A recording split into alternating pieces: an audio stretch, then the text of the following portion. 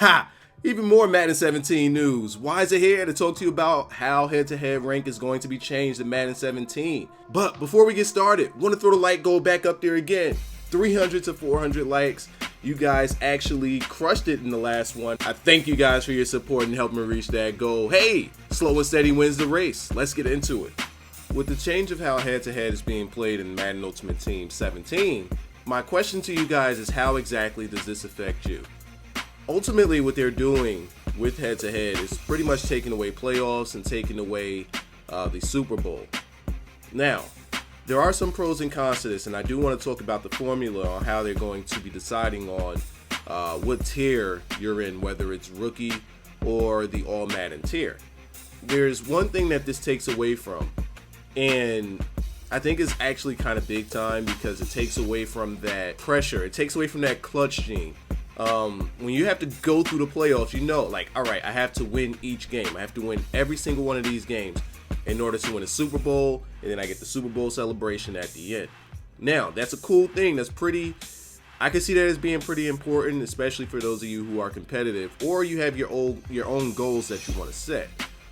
Now, while I agree with you guys on that, if that's what your stance is, I am interested, outside of that, you know, what else would be wrong with them structuring head-to-head this way.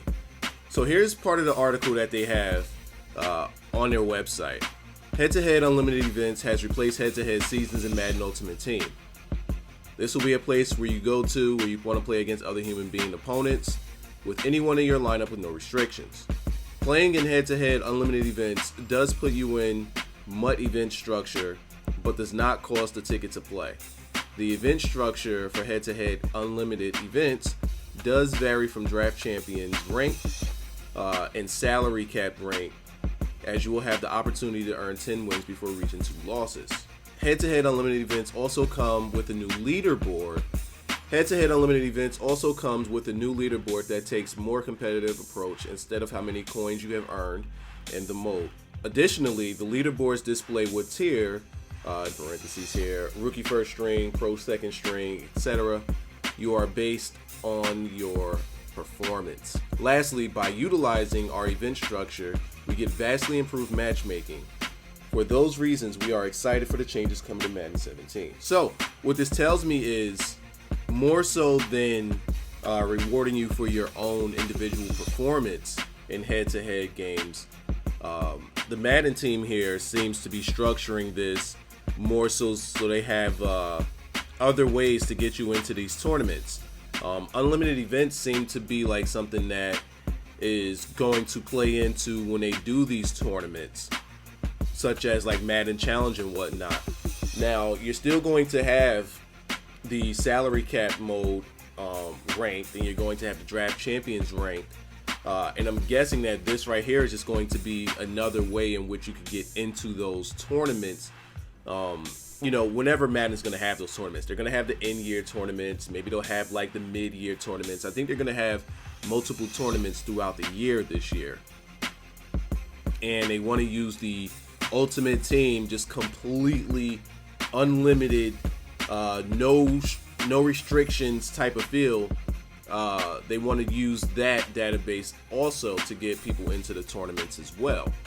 One of the things that they cited here is that the event structure will get us vastly improved matchmaking. Now, I hope that does work. I hope it does work because, as usual, people can find a way around something like that. Take Madden 16, for example. There were several ways that you could trick the matchmaking. One of them would be to make your team lesser than what they actually are by taking your quarterback and putting a punter at the starting quarterback position. That was one way you could do it. Another thing that was a problem in matchmaking was 90 overall teams being matched up with 70 overall teams. But my question is, let's say that you are just really good, right? And granted, this is only going to last a little bit of time, but let's say that you're really good and you spent a ton of money on packs, or let's say you didn't spend money on packs and you went and did solo challenges and you built your team up through that. Now you have a really stacked team and you're just starting out, and you know you'll probably be slated to play against people of lesser skill, and you'll just beat the piss and vinegar out of them. That's something that could happen, and of course they'll be, moved up. But something like that could ruin the next player's experience, because they're like, man, I'm playing against somebody that's really good. My team sucks. Their team is really good. I suck. Like, be a crazy mismatch there. And it might turn that person away from playing Ultimate Team ultimately. So while there are the pros to making the head-to-head unlimited events, there's also the cons to it as well, as there would be with anything that pretty much you do in life. There's going to be pros and cons to it. Maybe this is just an experiment just to see how it goes. Personally, I like the Super Bowl thing. I like going through the playoffs. Well, when I did do it, but I like going through that stuff because it gives you like a competitive thing where you just feel that pressure, like I can't lose. And what about rewards? How exactly are the rewards going to be structured? When you went through the playoffs, you got packs for winning playoff games, and then ultimately you got an even bigger pack once you won a Super Bowl. That's going to be taken away. Is there going to be something put in place for it?